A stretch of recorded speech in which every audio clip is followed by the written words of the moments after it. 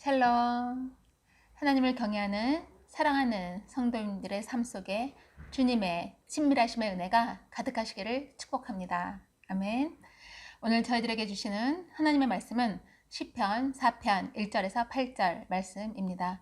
시편 4편 1절에서 8절 말씀입니다. 제가 봉독하겠습니다.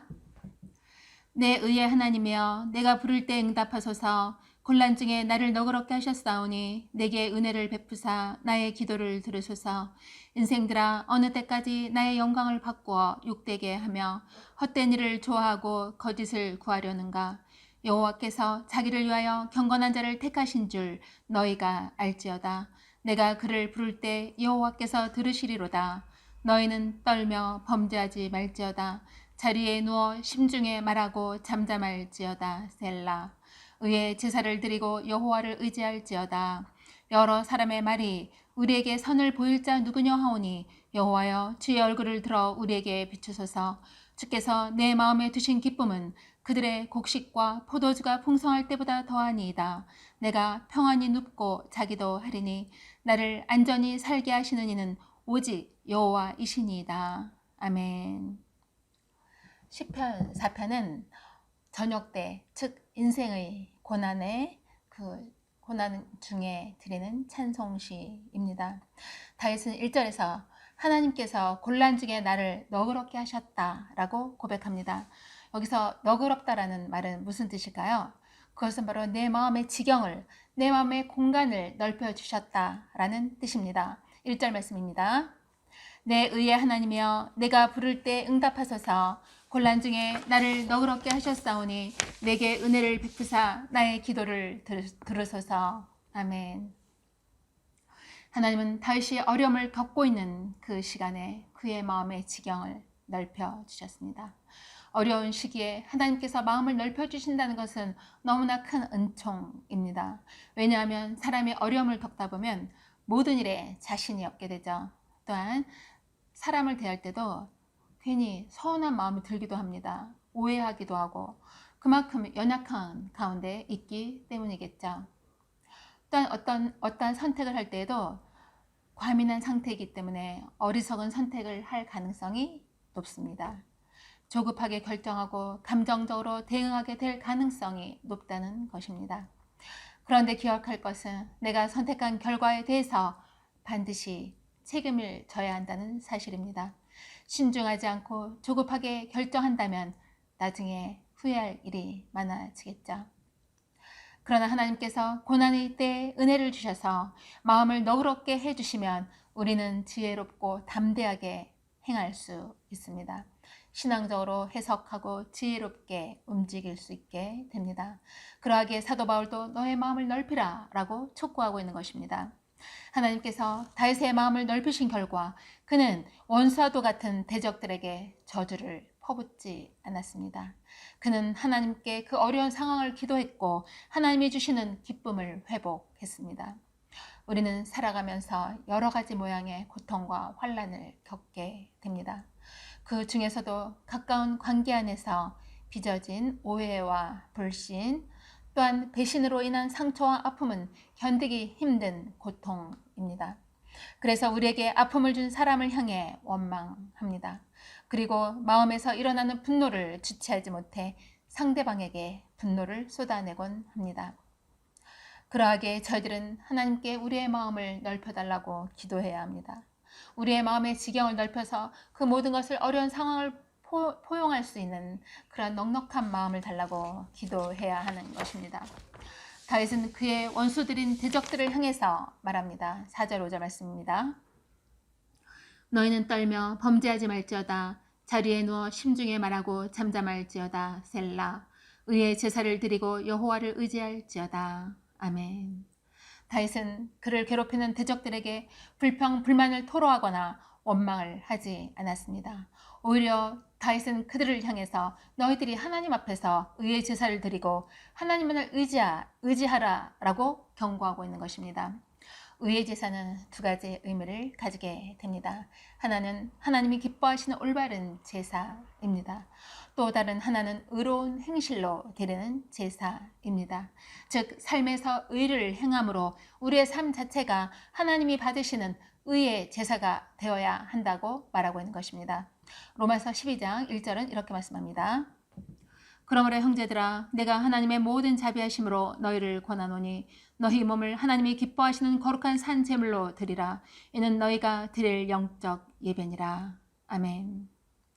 우리가 하나님께 드리는 예배와 우리가 살아가는 삶은 결코 분리되어서는 안 됩니다. 분리되는 것이 결코 아니라는 것입니다. 우리의 삶이 예배라는 사실을 우리는 기억해야 합니다.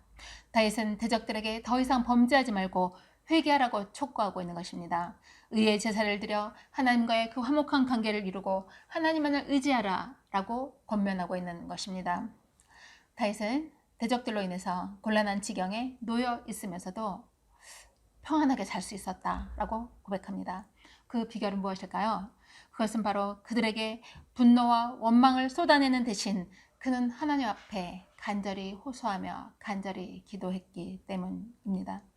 다윗은 세상의 그 누구보다도 하나님께서 나를 사랑하신다는 그런 굳은 확신을 가지고 있었습니다. 이것만큼 큰 위로, 큰 기쁨, 큰 평안이 어디 있겠습니까? 전도를 하면서 제가 이제 상대방을 향해서 하나님께서 당신을 너무너무 사랑하십니다 라고 말씀을 드리면 얼굴이 환해지시는 모습을 제가 많이 봅니다. 우리를 창조하신 하나님, 전지전능하신 하나님이 나를 사랑하신다는 그 말씀에 누구도 부인할 수 없는 하나님이 주시는 그런 기쁨이 있다는 것입니다. 그래서 그 이야기를 듣는 순간 하나님은 당신을 사랑하십니다 라고 말씀드리면 얼굴이 정말 밝아지고 환해지는 그런 모습을 우리가 볼 수 있게 되는 것입니다.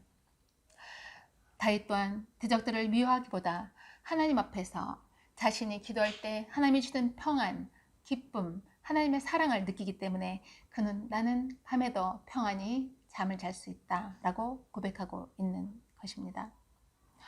에베소서 4장 26절, 27절은 이렇게 말씀합니다. 분을 내어도 죄를 짓지 말며 해가 지도록 분을 품지 말고 마귀에게 틈을 주지 말라. 아멘. 그렇습니다. 우리가 분을 품음으로 마귀에게 틈을 주는 것이 아니라 오히려 사랑과 용서의 마음으로 대적을 품는 것이 승리하는 길이라는 것을 기억해야 합니다. 그리할 때 하나님께서는 모든 사람과 화평하게 또 화목하게 지내는 능력을 더해 주실 것입니다. 우리 성도들이 가는 곳이 바로 우리들이 가는 곳이 하나님의 거룩한 성전이요. 또한 우리가 피스메이커로 정말 화평을 전하고 사랑을 만들어가는 아름다운 축복의 통로가 될 것입니다. 우리가 농사 짓는 분들을 보면 한 해의 농사가 잘 되면 어떠죠? 기쁨이 굉장히 크잖아요. 그 농부의 마음은 기쁨으로 아마 농사가 잘 된다면 굉장히 기쁨이 가득할 것입니다. 그런데 다윗은 곡식과 포도주가 풍성할 때의 그 기쁨보다 더 큰 기쁨이 나에게 있다라고 고백합니다. 7절 말씀입니다.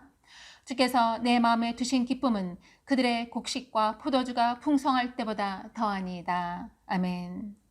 곡식과 포도주는 기름과 함께 중동 지역에서는 주요 소산물이죠. 그래서 그것이 가득하다는 것은 물질적인 풍요를 말하고 있는 것입니다. 그런데 다윗은 그 물질의 풍요보다 더 큰 기쁨을 얻었다라고 고백합니다. 기도 응답의 결과로 주님께서 나에게 기쁨과 평안을 주셨다라고 고백하는 것입니다. 그는 처음에 무거운 마음으로 너무나 힘든 마음으로 기도를 했지만 평안하게 기도를 마칠 수 있었습니다. 왜냐하면 기도 중에 하나님이 주시는 그는 큰 기쁨과 평강과 사랑을 경험했기 때문입니다. 그를 완전하게 보호해 주시는 하나님의 그 사랑을 깊이 느꼈기 때문입니다. 주님이 주시는 기쁨은 이 세상 그 어느 것보다도 비교할 수 없는 것입니다. 다윗은 걱정과 불안에 쌓여 잠 못 이루는 밤을 보내지 않았습니다. 주님이 주시는 최고의 기쁨을 맛보았기 때문입니다. 주님께서 지켜주시기에 우리는 오늘도 지금도 이렇게 안전하게 평안하게 행복하게 믿음 안에서 살 수 있다는 것을 우리는 기억해야 합니다. 8절 말씀입니다. 내가 평안히 눕고 자기도 하리니 나를 안전히 살게 하시는 이는 오직 여호와이시니이다. 아멘. 이 은혜가 있기에 우리는 오늘도 행복한 아침을 맞이할 수 있는 것입니다. 우리 모두는 이러한 주님의 사랑을 체험한 자들로서 주님의 그 사랑을 결코 잊어서는 안 됩니다. 그것이 기쁨을 잃지 않고 승리할 수 있는 비결입니다. 이와 같은 삶으로 나가는 저와 사랑하는 성도님들의 삶 되시기를 소망합니다. 아멘. 오늘 하루 저희들이 함께 기도할 기도 제목은 첫째, 우리의 기도에 응답하시는 주님을 의지하며 기쁨을 누리기를. 둘째, 주님의 십자가의 보혈로 치유받는 환우들 되기를 위해서. 셋째, 성전 건축이 하나님의 은혜로 아름답게 완공되기를 위해서 함께 기도하는 하루가 되었으면 좋겠습니다. 기도하시겠습니다. 할렐루야. 존귀와 영광을 받으시기에 합당하신 하나님 아버지, 그 크신 은혜와 사랑에 늘 감사드립니다. 저희들이 인생의 고단의 밤을 지낼 때 외면치 않으시고 사랑과 능력으로 품어주시니 감사합니다. 그 사랑 있기에 지금의 저희들이 있는 줄 믿습니다. 주님의 그 사랑을 기억하며 어떠한 환경 속에서도 지혜롭게 행동하며 믿음으로 승리하게 하여 주시옵소서.